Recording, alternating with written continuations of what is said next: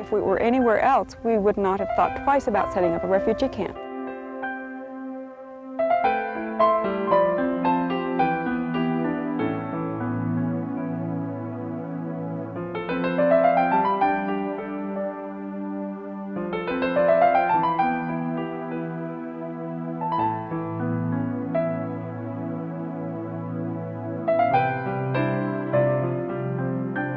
Health inspectors say the only reason they don't close this place down is that there's nowhere else to put people.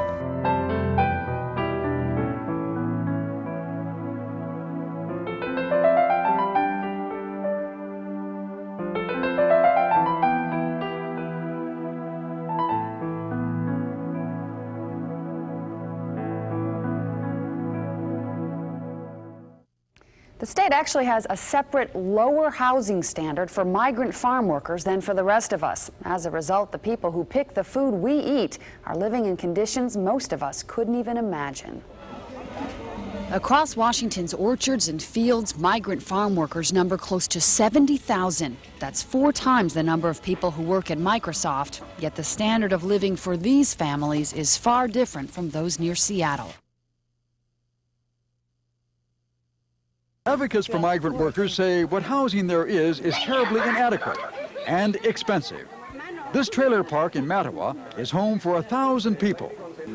This family of 6 lives in half a trailer. Their rent, $290 a month. But the Department of Agriculture says in the last decade, orchard profits from cherry crops have more than doubled, while pickers are making almost the exact same wage.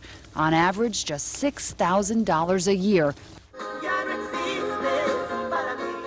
Outside Yakima, this farm worker's family lives with rotted floorboards, a dirty, dilapidated shower, and a toilet they share with the neighbors.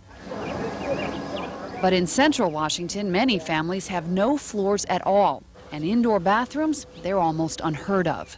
Can you bring a television? At this camp near Wenatchee, we found entire families sleeping in their trucks. It is the state's fruit basket. The apple crop this year is one of the best in decades. But hidden in the brush along the river are hundreds of illegal campsites, the homes of migrant workers, mostly from Mexico. The workers have to be here to do the work. Our economy in Grant County is an agricultural base. If we can't get the fruit in, then the whole county suffers economically. It's not unusual to find 10 to 20 people living in a trailer. Farm worker Vicente Naguera lives in a trailer with 5 other men. It's not very comfortable here. There's no air conditioning. It gets very hot in here. And in the winter, I'm afraid the heating isn't going to work. We also don't have any beds, no beds to speak of.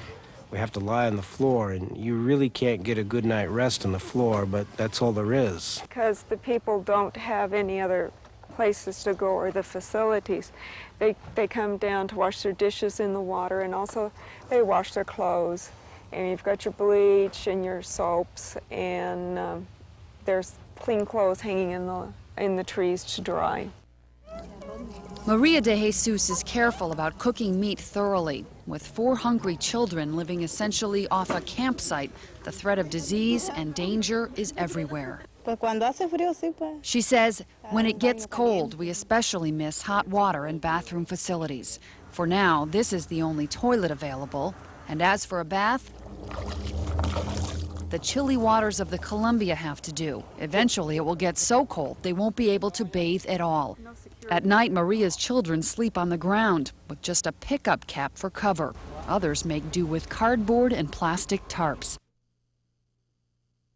It's pretty bad. I mean, the estimates are that there's a shortage of 30,000 to 40,000 beds in the state. It's especially severe in areas like here in the Columbia Basin, where you have huge factory-type orchards that have been planted recently, often 1,000 acres at a time, such as this one here, but no provision for housing.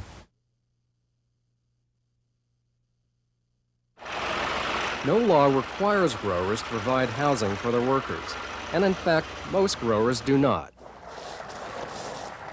Only about 200 farms provide camps licensed by the state. Here's a typical unit. We've got 4 units just like this. One such farm is owned by Lana Naba, a third-generation vegetable grower in the Yakima Valley.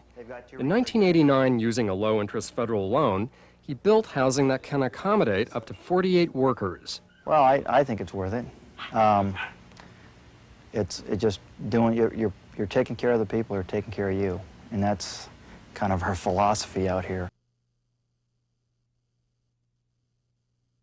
It's very, very difficult. The doctors have told me to keep him out of the dirt and the wind and the smoke, and it's impossible in this situation. He's very sick right now, but I'm stuck here. We don't have any money. We can't go back to California, and yet here we can't find any housing, so we're stuck at this place. Thousands of farm workers like the Gomez's go without basic, safe, and sanitary housing when harvesting the state's lucrative fruit trees, an industry valued at about $2 billion a year. This is really no condition for people to live in, especially women and children.